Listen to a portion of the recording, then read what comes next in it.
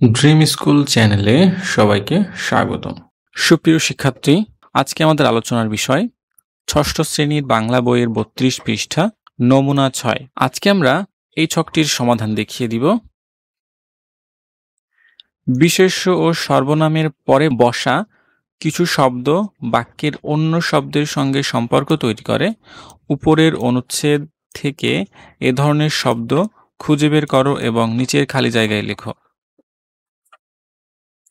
লেখা শেষ হলে তোমার বন্ধুদের সাথে মিলিয়ে নাও, তাদের সাথে উত্তরের পার্থক্য হলে তা নিয়ে আলোচনা করো। তিশার দাদির কাছে একটা পুরাতন সিন্দুক আছে। এখানে কাছে শব্দটি অন্য বাক্যের মধ্যে সম্পর্ক তৈরি করছে, অর্থাৎ কাছে শব্দটি এখানে অনুসর্গ।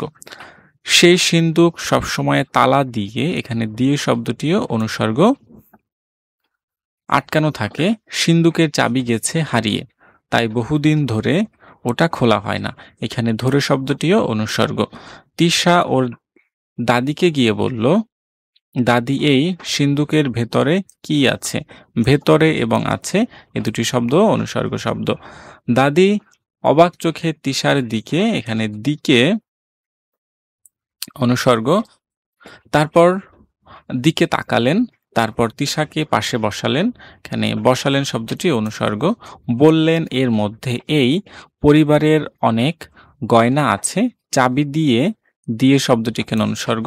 তালা খোলার পর সব দেখতে পাবে। এই বলে তিনি বাজার থেকে, এখানে থেকে শব্দটিও অনুসর্গ, চাবি বানানোর লোক আনলেন। তিশার জন্য সিন্দুক খোলা হলো, এখানে জন্য শব্দটিও অনুসর্গ শব্দ। শিক্ষার্থী বন্ধুরা, এই ছিল আমাদের আজকের আলোচনা। আগামী পর্বে আমরা অনুসর্গের আরো বিভিন্ন অংশ নিয়ে আলোচনা করব, যেমন পাঠ থেকে অনুসর্গ খুঁজি, এই ছকের সমাধান দেখব আগামী পর্বে। অনুচ্ছেদ লিখে অনুসর্গ খুঁজি, এই অংশটি নিয়েও আমরা আগামী লেসনে আলোচনা করব। আশা করছি তোমরা আমাদের চ্যানেলটি সাবস্ক্রাইব করে আমাদের সাথেই থাকবে। আজকের লেসনটি এই পর্যন্ত। আজকের লেসনটি নিয়ে যদি তোমাদের কোনো প্রশ্ন, পরামর্শ বা মন্তব্য থাকে, তবে আমাদের ভিডিওর কমেন্টে লিখে আমাদেরকে জানাতে পারো।